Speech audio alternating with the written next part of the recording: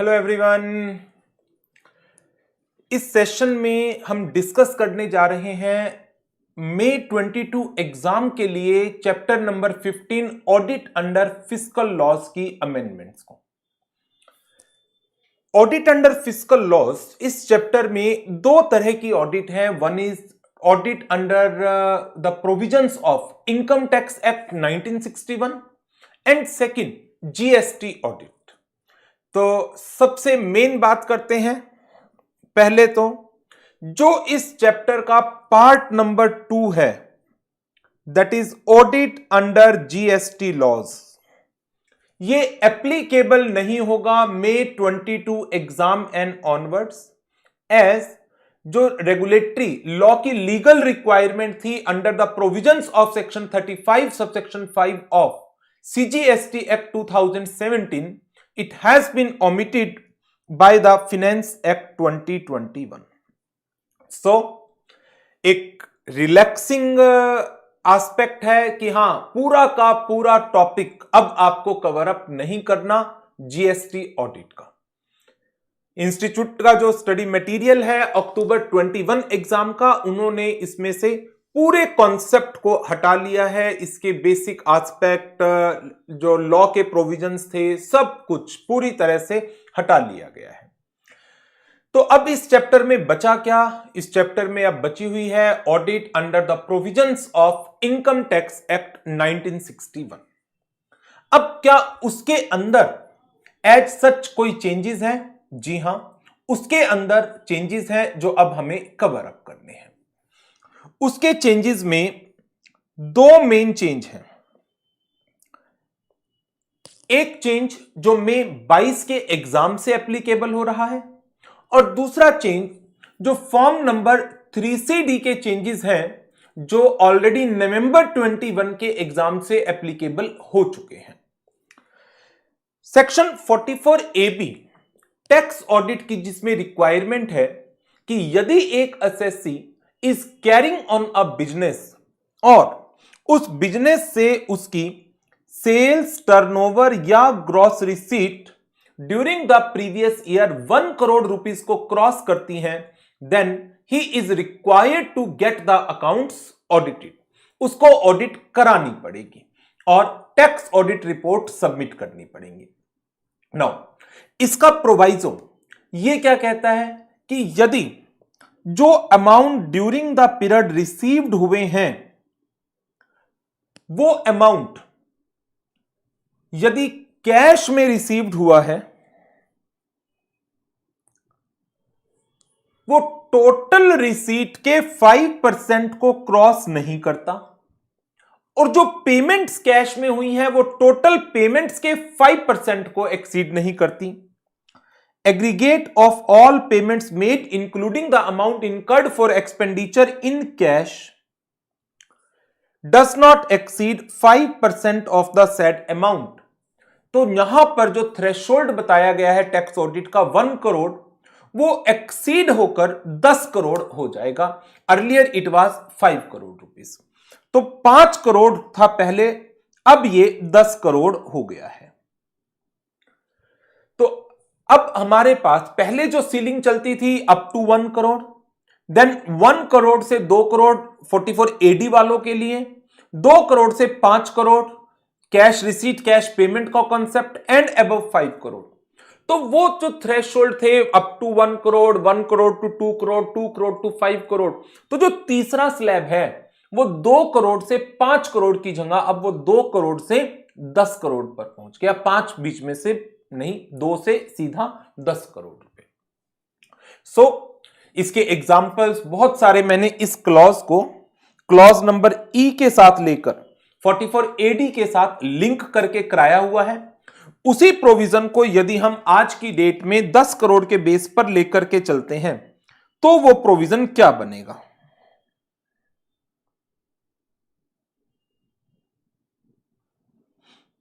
मैं आपको इसमें एक छोटी सी नोटिंग करा रहा हूं, वो आप नोट कर लीजिए।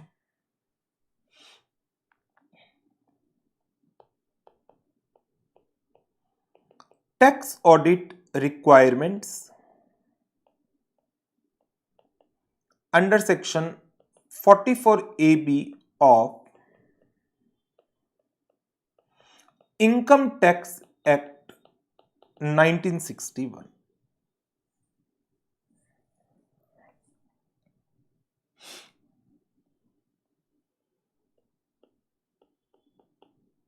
टर्नओवर कितनी है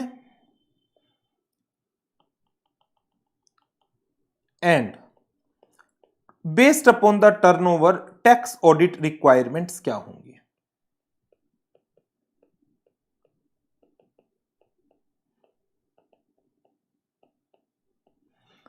पहला केस, यदि टर्नओवर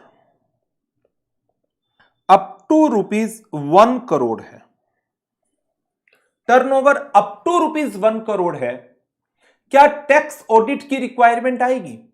यदि आप खाली क्लॉज ए देखते हैं तो आप कहेंगे नहीं आएगी सर, लेकिन यदि आप क्लॉज ए को क्लॉज ई के साथ कवर अप करते हैं, क्लॉज ए को क्लॉज ई के साथ कवर अप करें, क्लॉज ई पर्सन सेक्शन 44AD में कवर है, shall not be eligible to claim the benefit of section 44AD and income exceeds the maximum exempted amount, तो उसको टैक्स ऑडिट करानी है।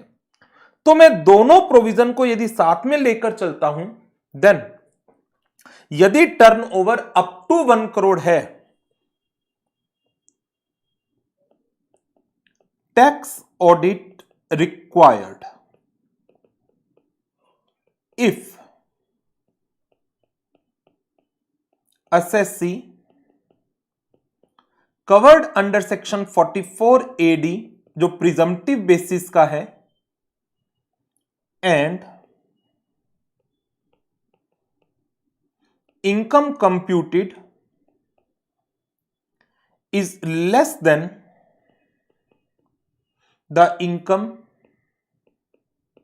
बेस्ड ऑन प्रिजम्पशंस, जो सेक्शन 44AD की presumption है 8%, 6%, and जो इनकम कंप्यूट की गई है ये एक्सीड करती है मैक्सिमम एग्जम्प्टेड अमाउंट से। यदि एक असेसी कंडीशन नंबर 1 वो 44AD के अंदर कवर हो रहा है, कंडीशन नंबर 2 जो इनकम उसने कंप्यूट की है वो प्रिजम्पटिव इनकम से कम कंप्यूट की है, कंडीशन नंबर 3 जो इनकम कंप्यूट की वो प्रिजम्पटिव से तो कम है लेकिन मैक्सिमम एग्जम्प्टेड अमाउंट जो 2.5 लाख का है उससे ज्यादा है, देन आपको टैक्स ऑडिट करानी पड़ेगी। मान लीजिए आपकी टर्नओवर है 90 लाख और आप कहते हैं कि मैं तो 5% इनकम लूंगा इसका, दैट इज ओनली 4.5 लाख। तो यदि मान लीजिए एक पर्सन, एग्जाम्पल ले लेते हैं, फॉर एग्जाम्पल एक रिटेल ट्रेडर है, turnover 90 lakhs, income computed 4.5 lakh, that is 5% of 90 lakh. Condition number 1, क्या वो रिटेल ट्रेडर है? जी हां, इसका मतलब 44AD के अंदर कवर हो रहा है, यस। कंडीशन नंबर 2, क्या उसने इनकम प्रिजम्पटिव बेस से कम ली है? प्रिजम्पटिव बेस है, सारी ऑनलाइन ट्रांजैक्शन है 6%, अदरवाइज 8%, उसने इनकम ली है 5%। कंडीशन नंबर 2 पूरी। क्या उसकी इनकम 2.5 लाख से ज्यादा है मैक्सिमम एग्जम्प्टेड अमाउंट से? जी हां। तो क्या इस रिटेल ट्रेडर को ऑडिट करानी पड़ेगी?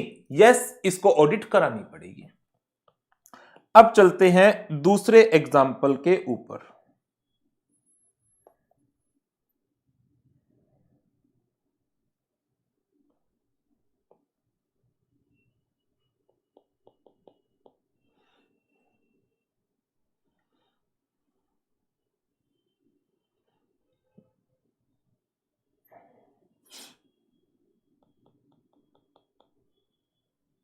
एक second,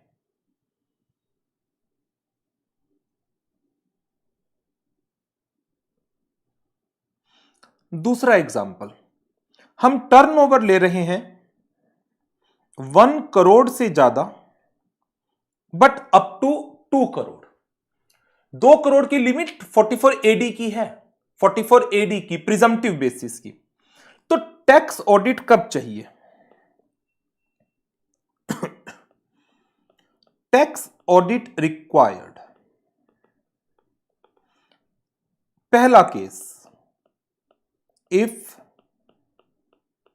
assessee covered under section 44 AD and income computed is less than income based on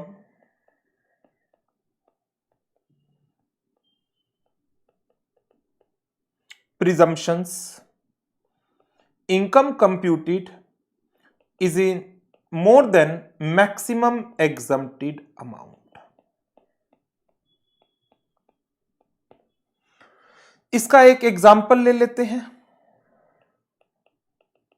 for example,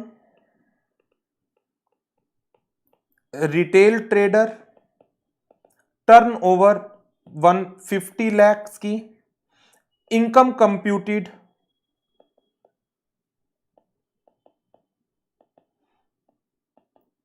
7.5 lakh, 5% of 150 lakh. क्या एसएससी 44 एडी में कवर है? जी हां, रिटेल ट्रेडर है और 2 करोड़ से कम की टर्नओवर है। क्या उसने इनकम प्रिजम्पशन से कम ली है? प्रिजम्पटिव है 6%, 8%, उसने 5% ली है। क्या उसकी इनकम मैक्सिमम एग्जम्प्टेड अमाउंट से ज्यादा कंप्यूट हुई है? जी हां, 2.5 लाख से ज्यादा की है, टैक्स ऑडिट करानी पड़ेगी। दूसरा केस,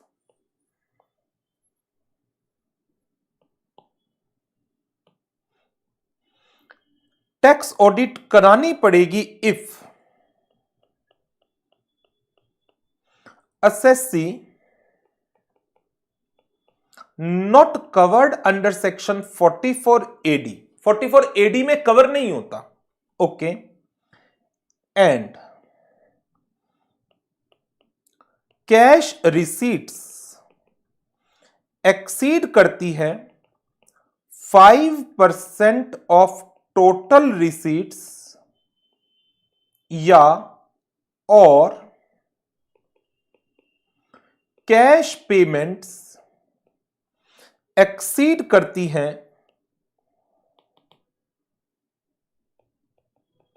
5% ऑफ टोटल पेमेंट्स। अब इसका एग्जाम्पल ले लेते हैं। For example, a person engaged in agency business. जैसे ही मैंने वर्ड लिखा एजेंसी, तो इसका मतलब यह पर्सन 44 एडी में कवर नहीं होता। टोटल रिसीट्स 150 लाख की हैं,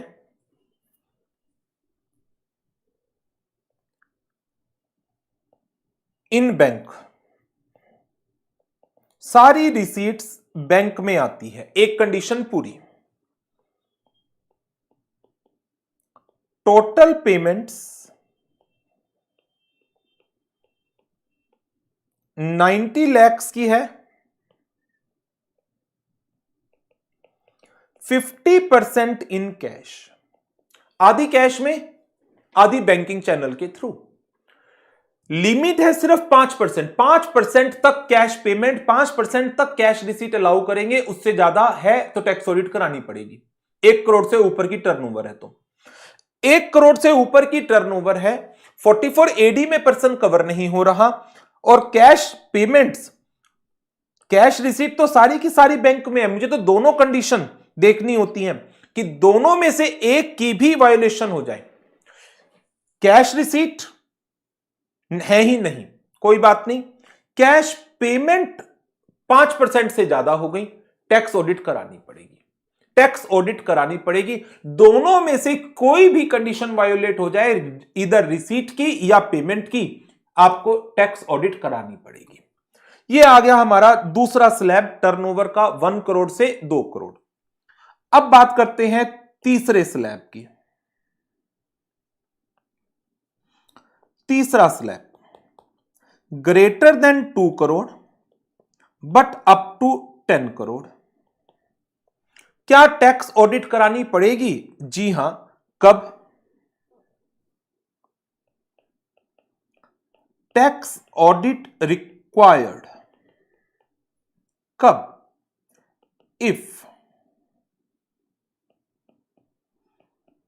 कैश रिसीट्स एक्सीड करती हैं टोटल रिसीट्स के 5% को, और दोनों में से कोई भी एक कंडीशन देखनी होती है। कैश पेमेंट्स एक्सीड करती हैं टोटल पेमेंट्स के 5% को। यहां पर मैं 44AD के साथ कोई लिंक नहीं करूंगा। क्यों? क्योंकि 44AD अप्लाई ही कब होता है? जब पर्सन की टर्नओवर अप टू 2 करोड़ तक की होती है। यहां तो बात ही कितनी हो गई? टर्नओवर 2 करोड़ से ज्यादा की है, तो 44AD का सीन तो आ ही नहीं सकता। क्लॉज ए के ऊपर आंसर बेस्ड होगा सिर्फ। तो सिंपल सा केस है। टोटल रिसीट्स कितनी है, टोटल पेमेंट कितनी है, कैश में कितनी है रिसीट्स, कैश में पेमेंट कितनी है।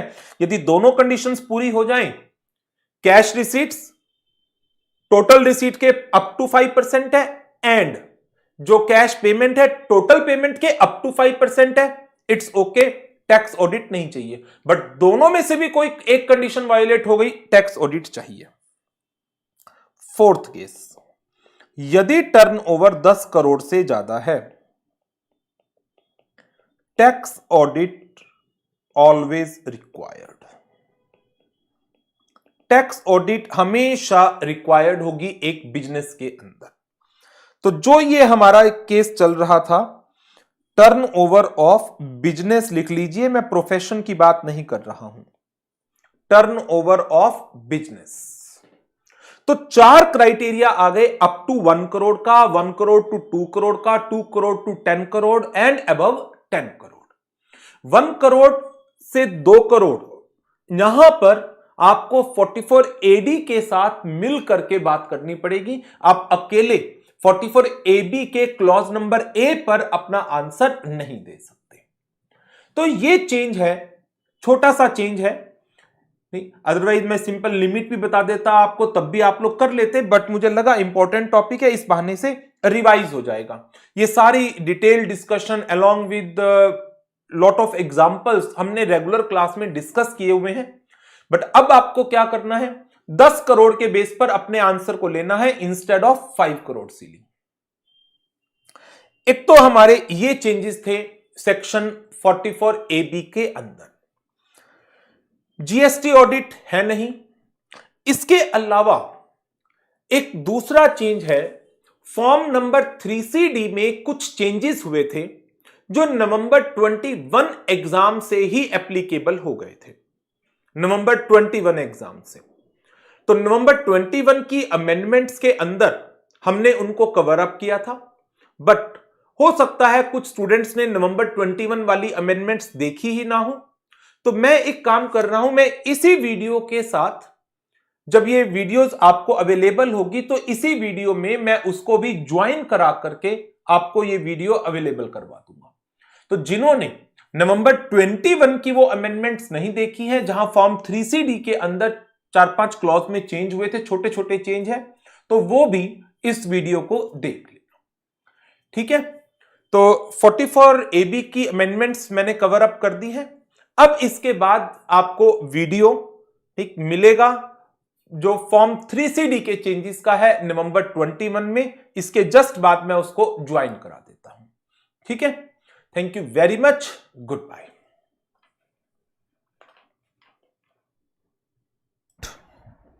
नाउ इसके बाद सेकेंड अमेंडमेंट वो है ऑडिट अंडर फिस्कल लॉज के चैप्टर में। इसमें 2 अमेंडमेंट्स हैं। एक अमेंडमेंट है हमारी रिवीजन ऑफ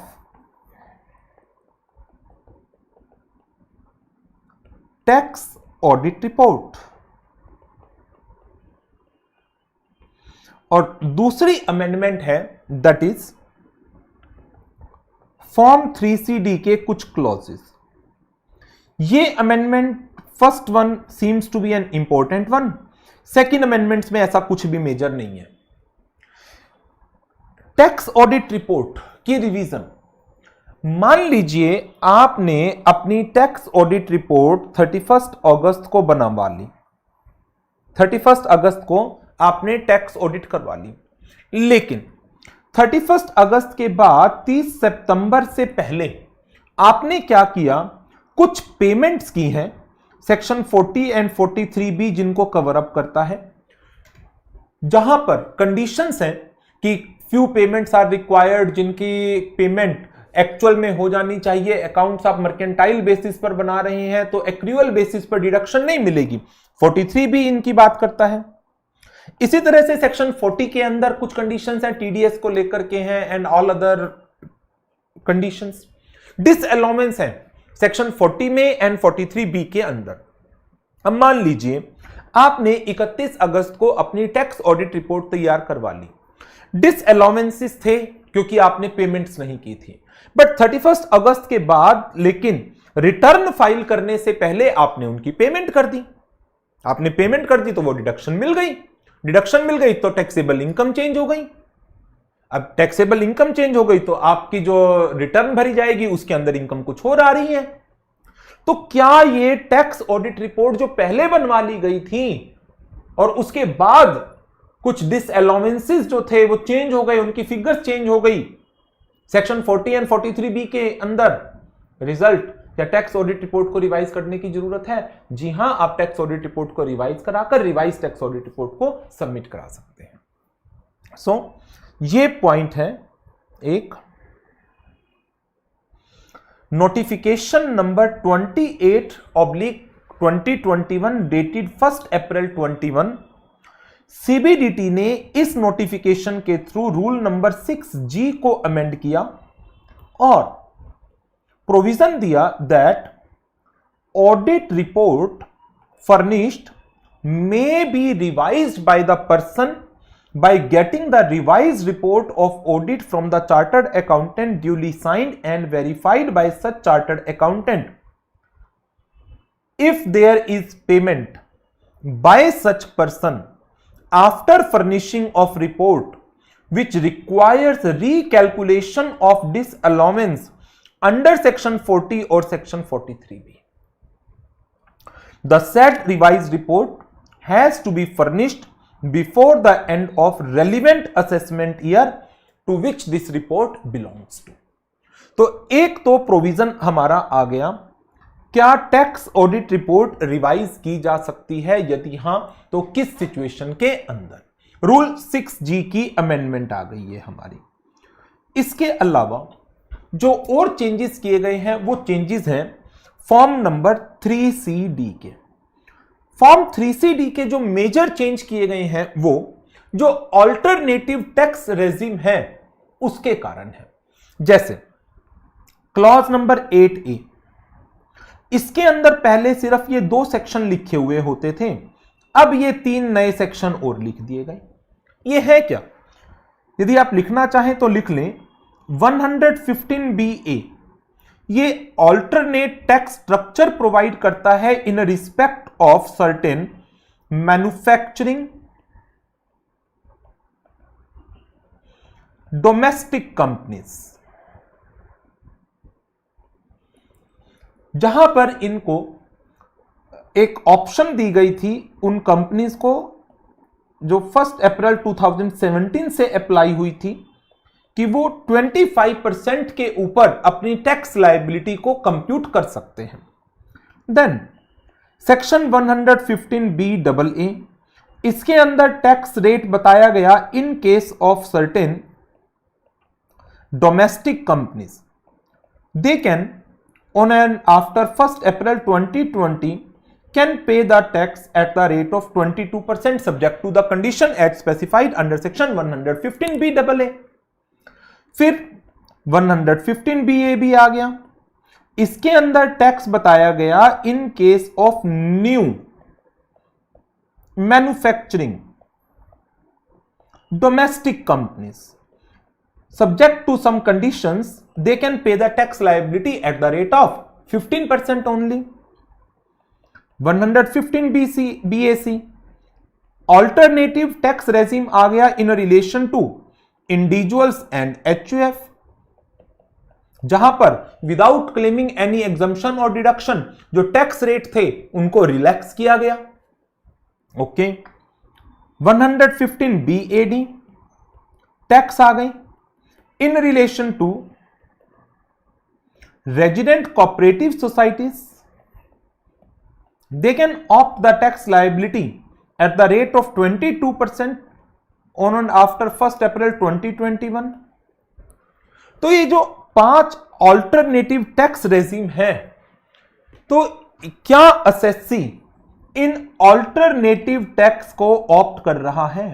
पहले इसके अंदर 2 क्लॉज थे, 2 सेक्शन थे, अब 3 सेक्शन और बढ़ा दिए गए.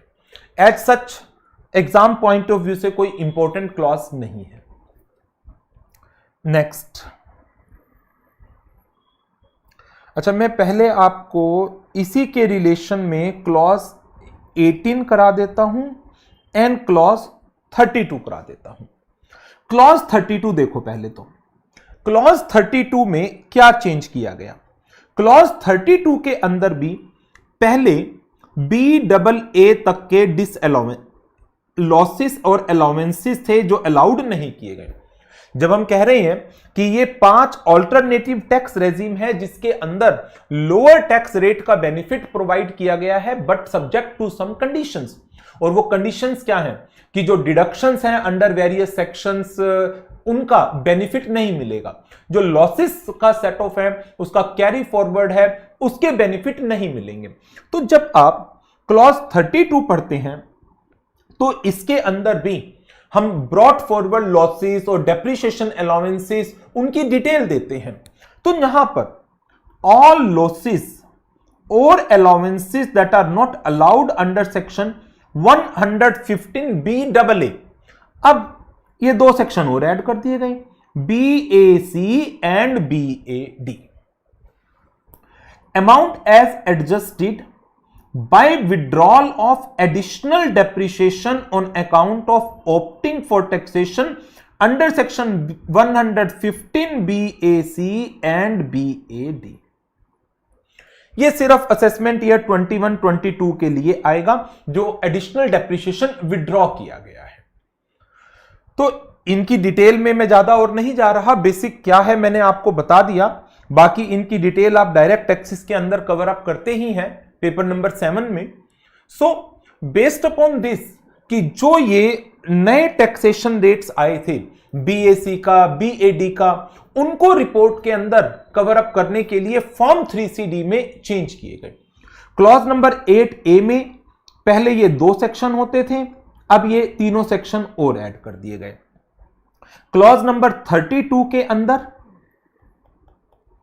जहां पर हम brought forward losses, depreciation allowances की डिटेल देते थे, वहां पर ऑल लॉसेस और अलाउंसेस जो सेक्शन 115 BAC और BAD में अलाउड नहीं है वो सारे आएंगे. BAA तो पहले भी था. इसके अलावा जो एडिशनल डेप्रिसिएशन विड्रॉ किया गया है जो पहले क्लेम किया था आपने, लेकिन thereafter BAC and BAD में आपने BAC और BAD में अपनी टैक्स लायबिलिटी को कंप्यूट किया, तो जो एडिशनल डेप्रिसिएशन विड्रॉ किया गया उसकी डिटेल आपको यहां पर देनी है. Amount as adjusted by withdrawal of additional depreciation. Now इसके अलावा क्लॉज 18 में भी इसका एक चेंज है. जब आप सेक्शन 115 BAC BAD इंडिविजुअल्स का, ये इंडिविजुअल एंड HUF का है और ये कोऑपरेटिव सोसाइटी का है अल्टरनेटिव टैक्सेशन स्ट्रक्चर. तो जब आप अल्टरनेटिव टैक्सेशन स्ट्रक्चर के ऊपर जाते हैं तो डेप्रिसिएशन की रिडक्शन नहीं मिलती सेक्शन 32 में. तो जो WDV की एडजस्टमेंट्स होनी है वो आप बताएंगे कितनी है. इसके अलावा एक CB और क्लॉज ऐड किया गया है. WDV की एडजस्टमेंट इनटेंजिबल एसेट्स के अंदर. क्यों? क्योंकि बिजनेस प्रोफेशन की जो गुडविल की वैल्यू है उसको एक्सक्लूड किया गया, उसके ऊपर आपको डेप्रिसिएशन नहीं मिलता. तो ये भी आपको रिपोर्ट करना है, और adjusted WTV as such in my opinion not an important one. ना ये कोई बहुत इंपॉर्टेंट है, ना ये कोई बहुत इंपॉर्टेंट है। मेन जो चीज है इंपॉर्टेंट वो है क्लॉज नंबर 17। क्लॉज नंबर 17 के अंदर रिपोर्टिंग आ जाती है कि यदि एक पर्सन ने लैंड या बिल्डिंग या बोथ को सेल किया है और जो कंसिडरेशन है वो लोअर है किससे, the value that has been fixed for the purpose of levying the stamp duty, in that case कि जो स्टैंप ड्यूटी वैल्यू है उसको फुल वैल्यू ऑफ कंसिडरेशन मान लिया जाता है। सेक्शन 43CA PGBP हेड में, section 50C capital gain head में। तो इसमें जो रिपोर्टिंग आती थी, कौन सी प्रॉपर्टी बेची गई, कंसिडरेशन कितना रिसीव्ड हुआ या रिसीव्ड होना है, वैल्यू दैट इज अडॉप्टेड और असेस्ड और accessible for the purpose of stamp duty. ये नया क्लॉज ऐड, ये नई रिपोर्टिंग ऐड की गई है। ये क्या है, इसको समझते हैं थोड़ा सा। मान लीजिए आपने जो असेट बेचा उसका consideration value for stamp duty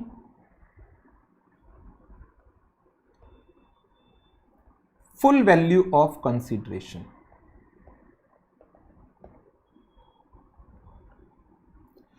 case 1, आपने असेट बेचा है 40 लाख रुपए का, स्टैंप ड्यूटी है 70 लाख रुपीस की, तो full value of consideration capital gain head के लिए या PGBP हेड के लिए कितना माना जाएगा, 70 लाख का। दूसरा केस, आपने असेट बेचा 60 लाख का, वैल्यू जो स्टैंप ड्यूटी के लिए फिक्स थी that was 65 lakh, then what will be the full value of consideration. यदि आपको सेक्शन 43CA सेक्शन 56 के प्रोविजन का पता हो, यदि स्टैंप ड्यूटी वैल्यू एक्सीड नहीं करती 110% of the consideration, consideration 60 lakh, उसका 110% वो बनता है 66 लाख।